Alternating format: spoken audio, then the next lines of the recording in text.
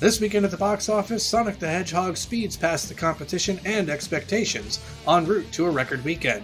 Elsewhere in the countdown, Oscar winners prove profitable, and it's all downhill from here for Downhill. All this and more on this episode of The Weekend Take. You're listening to The Weekend Take, and now your host, Sean Schaefer.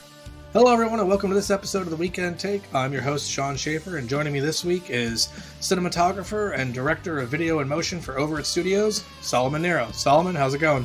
Good, how's it going, Sean? Thanks for having me on again. Not bad. I figured this was an apropos weekend to have you on, as it's the opening weekend for Sonic the Hedgehog. For listeners of the show, and particularly our patrons, you may recall Solomon joined me a couple months back to discuss the possible ramifications and consequences of the pushback of date and for the redesign of Sonic the Hedgehog. And I gotta say, Solomon, this was not what we had expected. No, it definitely wasn't. It's doing really well. I'm very happy for them because this amount of effort, I feel like it would have been an especially large boot in the face if this would have flopped, which unfortunately we were kind of thinking could happen. But I think it's a good turn of events because I'm looking through some of the movies in the box office and I'm not seeing many like new movies for kids. So that might have been attributing some of its success as well. What are we going to take them to see? Well, I mean, especially with this week coming up, a vacation week for most school-age children, looking at the offerings at the box office, I mean, Doolittle's the most recent release, and that's 5 weeks old. And there's no new releases for Family in sight until Onward from Disney and Pixar comes out in March. Right. So for those of you new to the show, The Weekend Take is a weekly podcast that breaks down the business at the box office, but looks beyond the numbers to look at the talking points and trends of the film industry. We'll get started the way we do each week by looking at the films that left the top 10. This week was a very busy week for films that left the top 10. We had 5 films leaving the top 10. The first of which was Star Wars Episode 9, The Rise of Skywalker from Walt Disney Studios, which dropped from the number 9 position down to number 15. The film took in just under $1.3 million, a 45% drop from last week. Its screen count was cut nearly by the same percentage. It lost 754 screens to bring its count down to 992. A per-screen average of still almost $1,300 as it brings its cume up to $512.7 million here in its 9th week of release. The next film to leave the top 10 was Gretel and Hansel from United Artists, which dropped from the number 7 position down to number 14. The film took in about $1.5 million, a 58% drop from last week. The film lost about 1,300 screens, bringing its count down to 1,645. A $907 per screen average brings its cume up to $14.1 million here in its 3rd week of release. The next film to leave the top 10 was Little Women from Sony, which dropped from the number 8 position down to number 13. The film took in just over $1.5 million, a 36% drop from last week. The film lost 770 screens to bring its count down to 1,035. A per-screen average still hovering around $1,500, which had to be bolstered by its Academy Award nominations, and it brings its cume up to $105.3 million here in its 8th week of release. Next up to leave the top 10 for the second time now is Knives Out, which dropped from the number 10 position down to number 12, after having a bit of a reprieve, leaving the top 10 2 weeks ago to jump back in. Here it is, out once more, taking in $2.1 million, only a 7% drop from last week. The film lost 289 screens, bringing its count down to 1,154. Still a tremendous per-screen average, just over $1,800, and it brings its cume up to $161.8 million here in its 12th week of release for the surprise hit from Lionsgate, which has already greenlit a sequel. And lastly, to leave the top 10 this week is The Gentleman from STX Entertainment, which dropped from the number 6 position down to number 11. The film took in about $2.7 million, a 35% drop from last week. It lost 755 screens, bringing its count down to 1,802, a per-screen average of just over $1,500, and it sees its cume hit $31.2 million here in its 4th week of release. So Solomon, a lot of films dropping out of the top 10 to make room for the 4 new releases and one Oscar favorite that took home a lot of awards that jumped back into the top 10. But What are your thoughts on these films leaving? Particularly, I'm curious what your thoughts are on Star Wars finally leaving the top 10.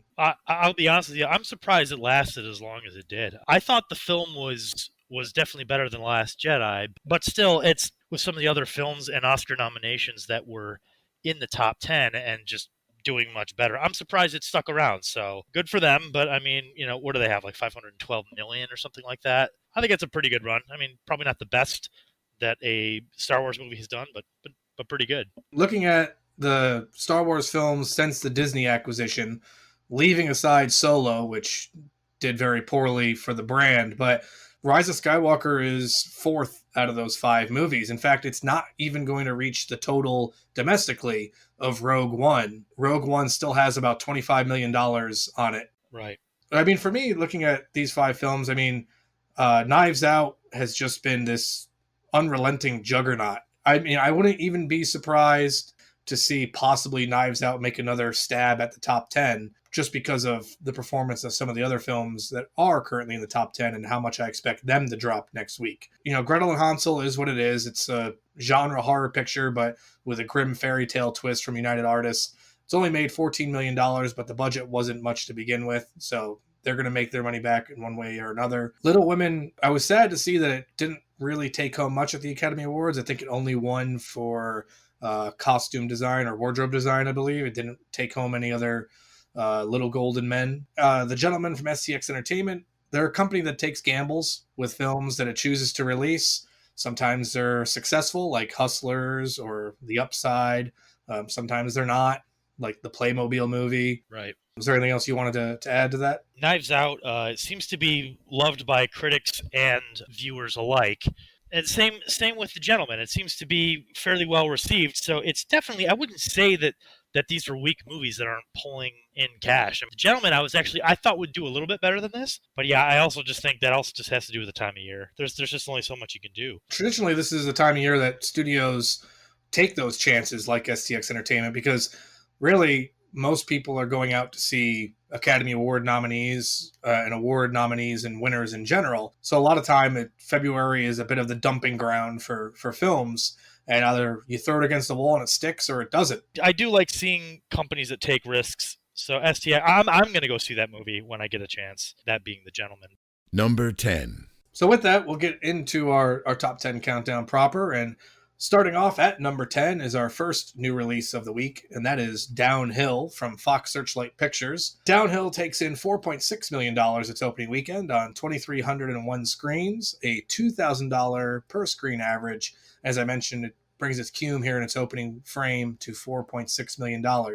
Now, $2,000 per screen on an opening weekend is usually not the greatest indication of your box office prospects, but to do it on a weekend that precedes a vacation week for a lot of people is even more of a telltale sign. You're not looking at a lengthy theatrical run, which for the comedy starring Will Ferrell and Julia Louis-Dreyfus isn't saying much. I mean, it's a remake of a French film.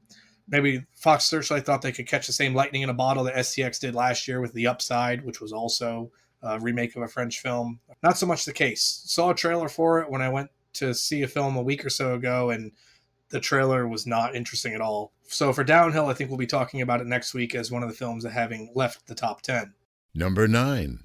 At number 9 this week, down from the number 4 position, is Doolittle from Universal Pictures, which took in just over $5 million, a 22% drop from last week. The film lost 593 screens to bring its count down to 2,869, a per screen average of just under $1,800 as it brings its cume to $70.5 million here in its 5th week of release. Number 8. Next up in the countdown at number 8, up from the number 11 position, is Parasite, which took home a number of Academy Awards, including Best Picture and Best Director. Parasite takes in $5.5 million, a 234% increase over last week, as it sees its theater count double from last week, gaining 941 screens to bring its count up to 2,001 screens. A per-screen average of about $2,800 brings its cume up to $43.2 million in its 19th week of release from Neon. Number 7.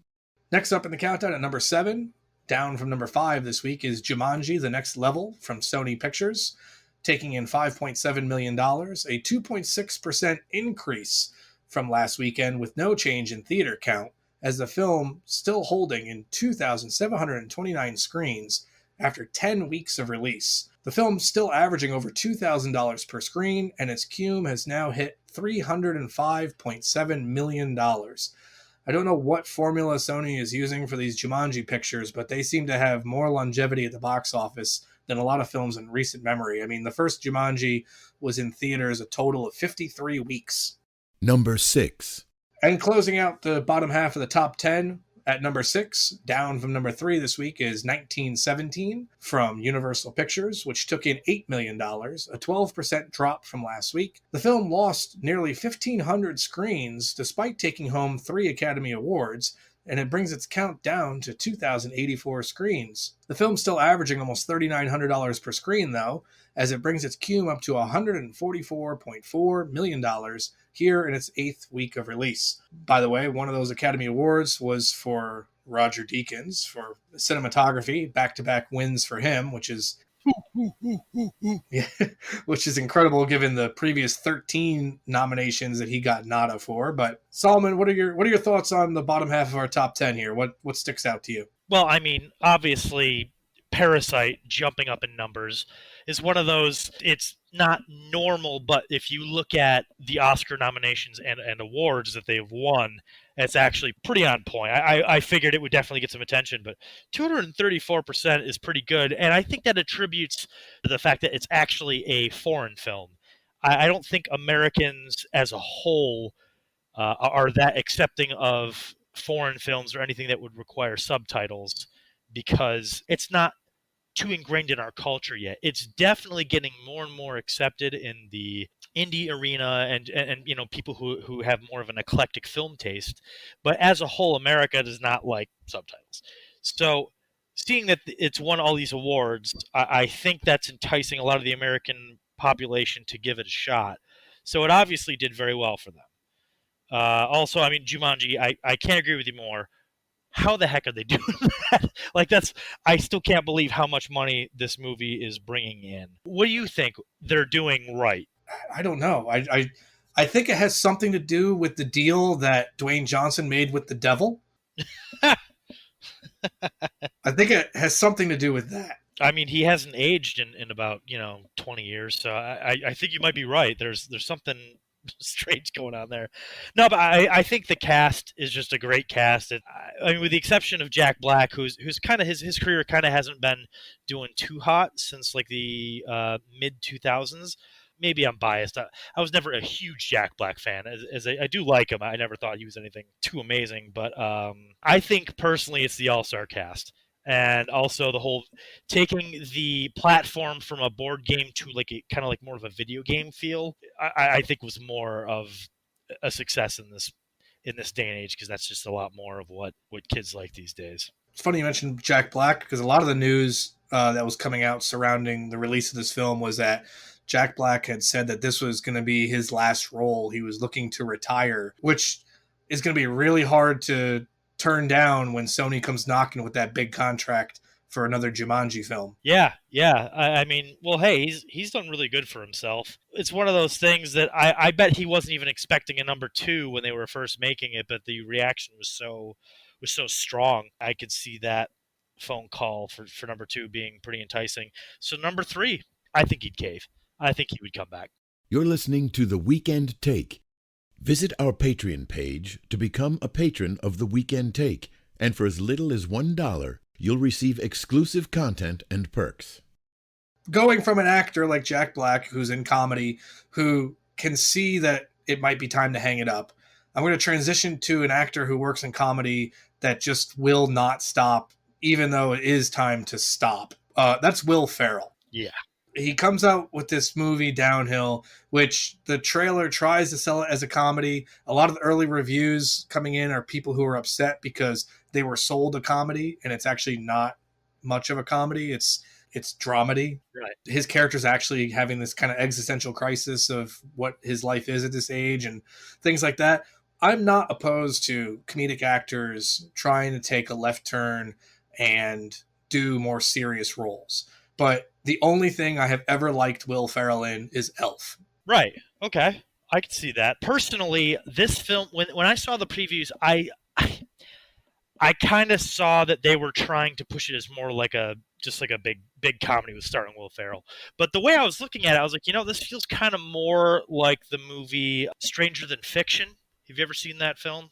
It's Will Ferrell, so no, I've not. Definitely my favorite Will Ferrell film. It's very, very good. So it kind of felt more like that, which is it's more of a dramedy. What I liked about it is it's not Will Ferrell humor, because Will Ferrell humor kind of drives me nuts. Like I don't find that funny at all. Like maybe if I was 15, but I don't think even then I don't think I liked his humor when he was on SNL personally. But actually, and Sean, I do recommend actually watching Stranger Than Fiction if you can just bear with Will Ferrell for a minute. It is actually a really good and fun movie. But see, I've fallen for this trick once before because you insisted that I sit down and watch Clerks 2 with you after I was adamant that I was not a Kevin Smith fan. He's like, no, this is good. And I just stared at you for 2 hours. No, I said it was better, and I was referring to those 2 scenes that I showed you. I just think that Will Ferrell wants to be like one of his best and favorite co-stars, John C. Reilly, and thinking that he is as versatile as John C. Reilly, and he will never be as versatile as John C. Reilly. Right. But I promise you and all the listeners can hear this verbal contract. I will give it a chance. I will track down Stranger Than Fiction. I will give it a try, and we'll see what happens. I will let you borrow it. I have it on Blu-ray. Okay. But beyond that, I mean, Parasite, with all the awards that it took home, I knew it was going to get a big jump at the box office. Beyond that, yeah, so 1917 is first on my list to see for obvious reasons, which for me is going to be a different type of experience. I don't typically enjoy going to see war films. They've just never been my cup of tea. But I will make an exception to see this because I heard it is absolutely exquisite. It's a beautifully shot film. I guess it has to be seen in theaters because the sound design is absolutely incredible. So it seems like it checks all the boxes for being a great experience at the movies. So I will go see it, and I want to see Roger Deakins work on the biggest screen I can. Number 5. All right, so with that, we'll move into the top half of our top 10. So we'll start off with number 5. Down from number 2 this week is Bad Boys for Life from Sony Pictures, which took in $11.3 million, only a 6% drop from last week.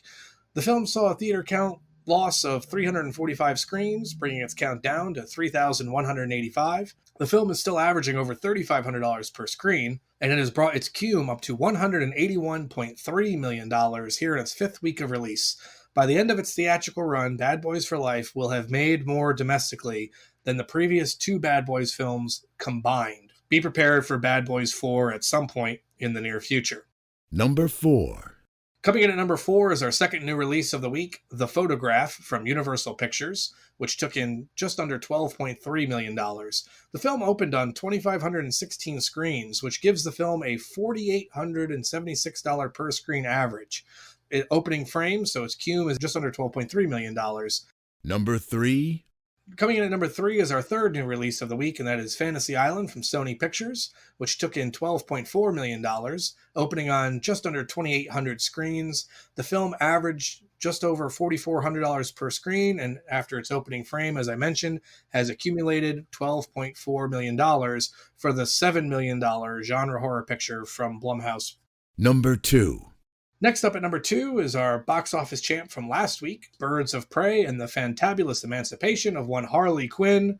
That is a mouthful, taking in $17.1 million, a 48% drop from last week. The film's theater count held steady at 4,236 screens, so the film is still averaging just over $4,000 per screen, and after 2 weeks in release, has accumulated $59.2 million for the release from Warner Brothers, which I don't know if you saw this, Solomon, but between last weekend and this weekend, Warner Brothers strategically made theaters change the way the film's title was presented. So instead of being presented as Birds of Prey, because there's not enough room on the marquee for Birds of Prey and the Fantabulous Emancipation of One Harley Quinn, Warner Brothers has requested theaters put the film on the marquee as Harley Quinn and the Birds of Prey. Interesting.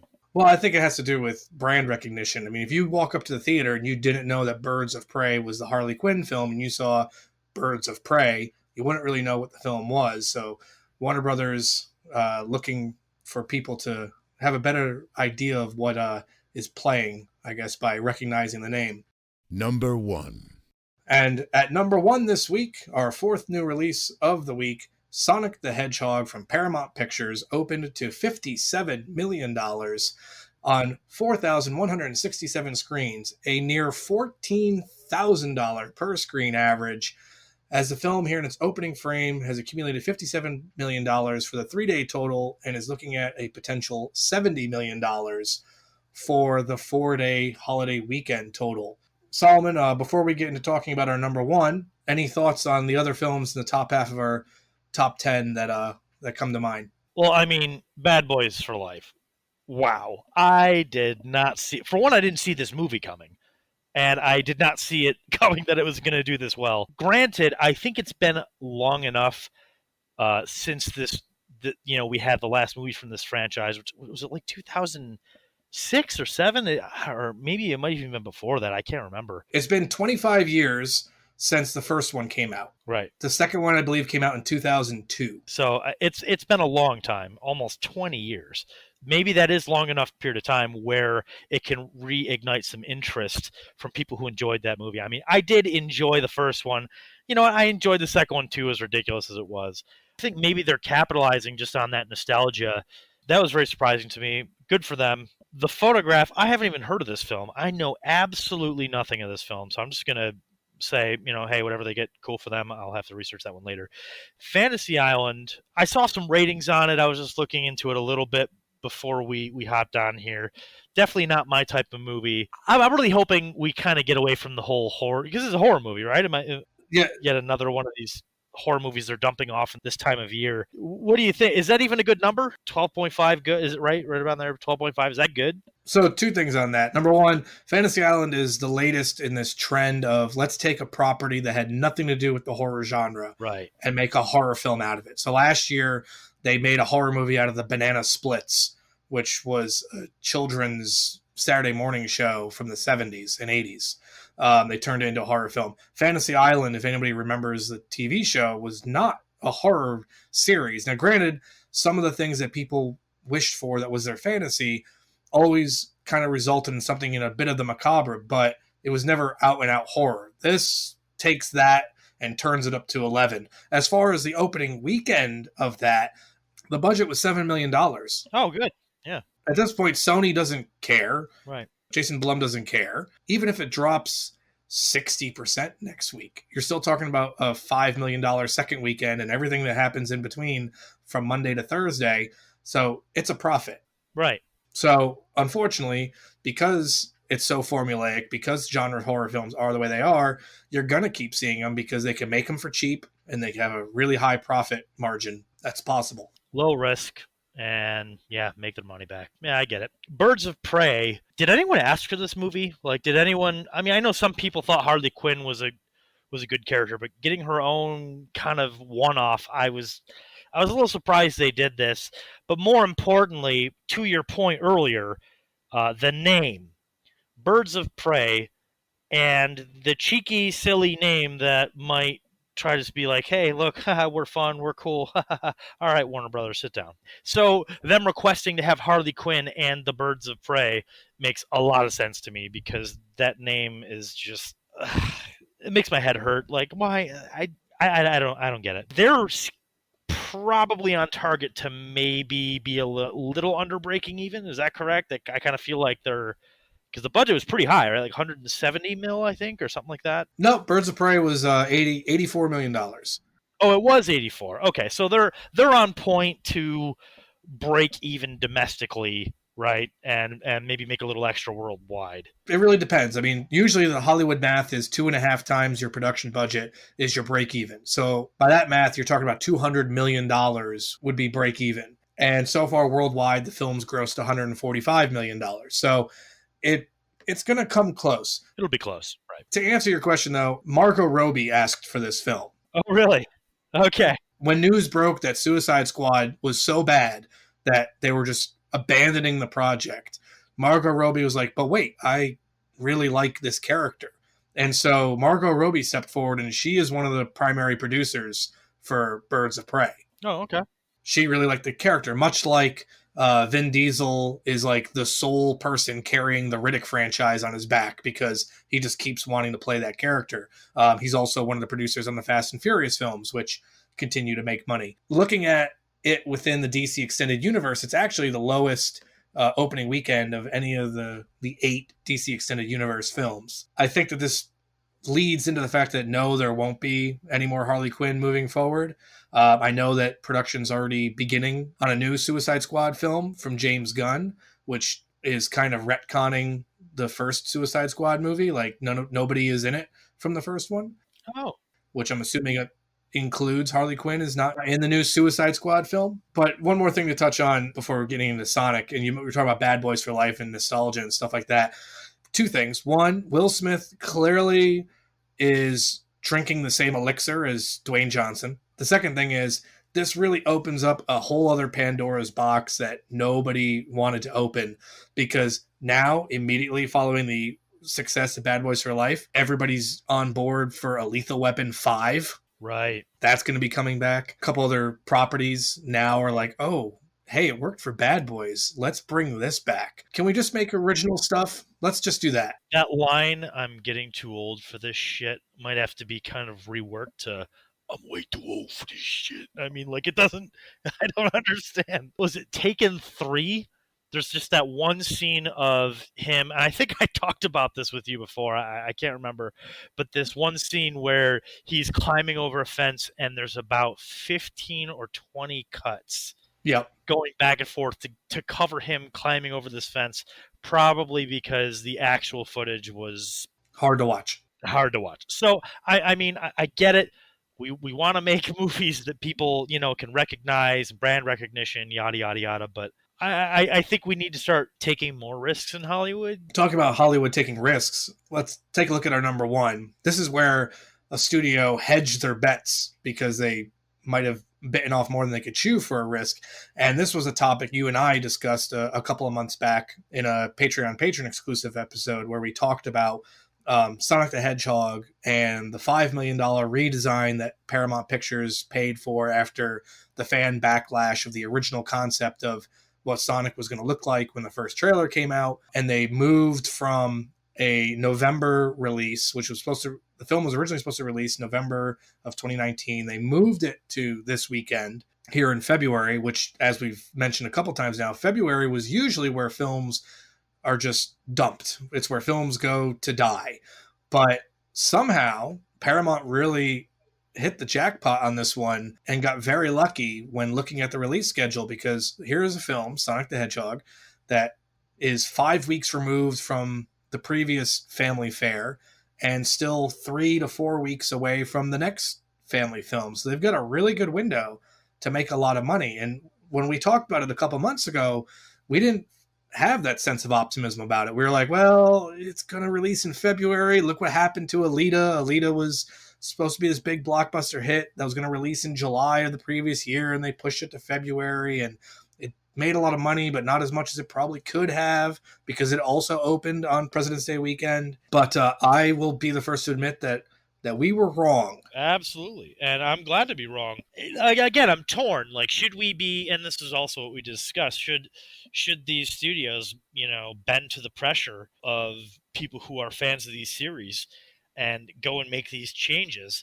And it looks like in this case it did pay off. But this is also a strange situation because personally, if I was overseeing anything on this project and someone slid a character design from those first trailers across my desk, I would have laughed in their face and said, "You're fired." Horrendous. Like, not even close to being something that I would even relate to the Sonic the Hedgehog brand. Like, why would you change the classic look of Sonic the Hedgehog? So if that wasn't the case, say it was only slightly off and they decided to change it, regardless, I do think it was a good move in this case. Proof is in the pudding. The numbers are showing that this was a good idea. So I think we can expect more of this to happen in the future. You're listening to The Weekend Take. Visit our Patreon page to become a patron of The Weekend Take, and for as little as $1, you'll receive exclusive content and perks. As I mentioned from the headline, it exceeded expectations. It surpassed all of the competitors at the box office, which we expected. I said it was a record weekend, and by record, I meant Sonic the Hedgehog stands to be the largest opening weekend for a video game adaptation. The record was previously held by last May's release of Detective Pikachu. And before that, Lara Croft Tomb Raider film, not the Alicia Vikander one, but the original Angelina Jolie. Detective Pikachu opened to 54 million, Sonic's at 57. Tomb Raider in 2001 did $47 million. Detective Pikachu went on to gross $144 million, and Tomb Raider grossed $131 million. So Sonic the Hedgehog, which took that extra $5 million hit, it's looking like it could actually pull it off and be a profitable entity, because so far, after just 3 days in release, it's up to $111 million worldwide. It's already exceeded the on paper budget of $85 million. You use a 2.5 times multiplier, it's supposed to be at $200 million. It's more than halfway there after just 3 days. In fact, after just 3 days, its domestic total is just about as much as Harley Quinn and the Birds of Prey is after 10 days of release. So if I'm Paramount, I'm very happy about how telling this is, hopefully, about the future performance of this film at the box office. And I think I made a good bet in taking a step back, redesigning the character, spending the money, and pushing the release date. Unlike something like Cats, which didn't push its release date, had redesign work to do, and was sending the film out opening weekend half completed. They were sending theaters new copies of the film Tuesday after the movie opened, saying, no, this is the finished film, because there were still very human hands and sneakers and stuff that was still made it into the movie on the big screen. Yeah, Cats. Oh, boy. But relating this to what you do, and this is why you were our guest a couple months ago on the exclusive episode, having a background in 3D animation, and we talked about what it takes to go back and design this character. I mean, right now in real life, you are experiencing something similar that you hope not to have to go back and go, as we quoted before coming on the air, have to go back and go full Sonic on. What does that project entail? And what is the process? Like, having an insight into what Paramount had to go through with Sonic. What is that process? Sure. When working on commercial work, there is a little bit more wiggle room. If you make a mistake, you can down the line adjust things a little bit and still make that first spot canon. I guess you could say to the brand, but you only have a little bit of wiggle room. You can't just do a full redesign. So it's got to come out strong out of the gate. So I can't really say too much about what I'm working on. It's not a massive brand or anything, but we are under an NDA. But essentially, we're designing a character from scratch in-house at our very small studio, and I'm going to be in charge of the modeling, rigging, texturing, even fur, if it gives any small hint, there's actual fur, and even some of the character animation as well. And one of the things we're coming across is the tight deadlines that have been set. I am pushing back because there was never enough time budgeted for the original character design. It was more focused on how much time is it going to take for you to model, rig, texture, light, and render these characters, and of course animation. And the only problem is you're going to have to go full Sonic if you don't put enough time into the character design. And that's kind of becoming like a little, phrase, going full Sonic. And so what we're doing to avoid that is I'm pushing it back to give the character designer and our team more time to really make sure that this character is going to be something that the audiences, when they're watching at home, are going to be able to connect with. Because the designs as they were standing when we were looking to just push forward with the original schedule was going to be a much more simple, more to an original design of I'll give you another hint, an animal than actually a character. And that's one of the problems that Sonic had. They tried to take this character and try to bring him into a real world and make him look more like a realistic humanoid-ish character instead of being more like the cartoony character that he originally is. And the character we're working on, it was a little too close to realism, and it needed to be more of a character. And also, just to know, I don't know if I told you this. This character is going to live in live action, so it's going to be 3D animation over live action in a composited format. So it's actually very similar in the Sonic the Hedgehog, I guess, style of. We're kind of running into the same issue. If we go too real, people aren't going to be able to connect with them. But of course, we have the added benefit of no one is going to have any idea who this character is until we present it to the world. Where Sonic the Hedgehog has had decades of people being fans, especially the parents, who are going to be taking their children to share this with them. So it's too dangerous to just try to bring it over to into that realm of realism, as we saw with the backlash from the audiences just viewing these trailers. When it comes to putting more time into the character design, when they were looking to push this forward into producing the model and rig, like, the entire team was not happy. Like, we were all just like, I don't know about this. But now that we've even taken, I think it's been like 3 weeks to a month, and just really letting the character artists like work, and like, the collaborative feedback. Now I look at some of the sketches and the character designs, and we all get excited. So there is something to be said about taking that extra time to really make sure these designs are something that you like, because you're going to be stuck with it. It's not a cartoon where you can just redraw frame by frame and change something. Like, it's set stone, like, not, or silicone, however you want to look at it. So I think it's safe to say, and this was something that we were questioning when we did this special a couple months back, was if the studio had just disregarded fan feedback, pushed ahead, released in November with the character that they had designed. We didn't really know because we wouldn't have known the opening weekend, but I can say for fairly certain now, it would not have had the sizable opening weekend or the success that I think Sonic is benefiting from with this opening weekend after the redesign, after the pushback on date. Yeah, I agree with you. And looking at the ratings, I mean, they're not outstanding. I mean, Rotten Tomatoes has it, I think, about 63 right now. Metacritic has, I think, maybe around 45, or, so the critics aren't like totally in love with it, but the audience scores are high all across the board in all of the places I've been looking. And with Rotten Tomatoes having it at about 95%. So it's obviously more than just the character design is riding on. Kids alike are going to love, are obviously loving this film. But if Sonic the character was going to remain as he was, my gut reaction looking at it was repulsion. Like, I was repulsed by the look of it. It just looked so hideous. Like, it not only did it not look like the character I beloved, they didn't improve on it, they really made it look bad. I think they would have lost a lot of money just purely from looking at that, even if you've never seen Sonic the Hedgehog before, as a video game or cartoon, which was also a TV show, a cartoon show.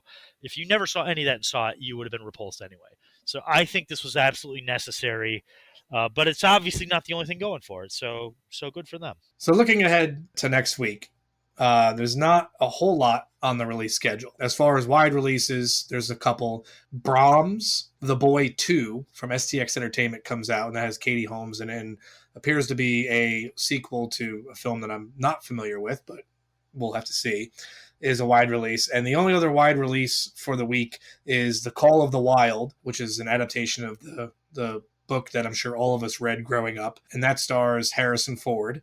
That's from 20th Century Fox. Looking at those two wide releases, does it look like Sonic is going to take a second lap at number one next week?